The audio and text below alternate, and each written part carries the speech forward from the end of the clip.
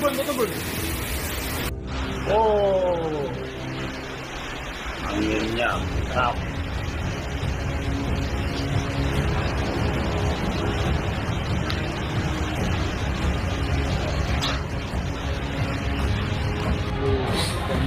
Stadion Merpati hancur, terjang angin. Oh, la ilaha illallah.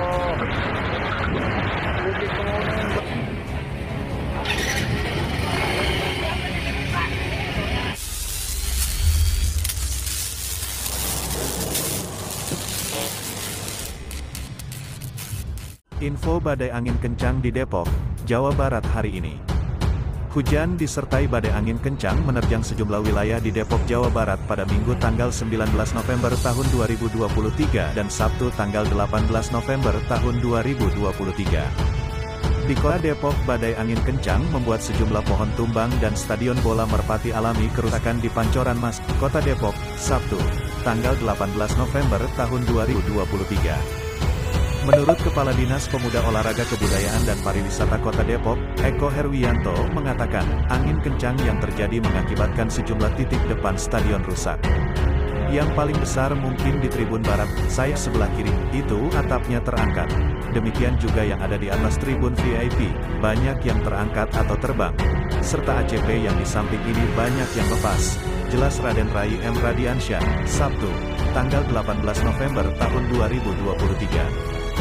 Dia menjelaskan, tidak ada korban luka atau jiwa pada kejadian ini. Pemerintah kota juga akan menutup fasilitas ini sementara waktu hingga perbaikan selesai dan stadion sudah aman untuk digunakan masyarakat. Tak hanya itu, hujan disertai angin kencang sore kemarin juga merusak beberapa rumah warga. Di Sawangan, Depok, dilaporkan tiang lampu jalan roboh di Jalan Raya Bojongsari dekat Perumbilan.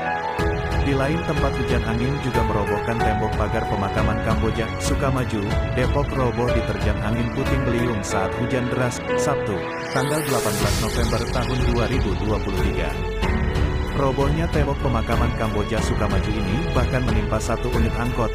Beruntung tidak ada korban jiwa dalam kejadian ini.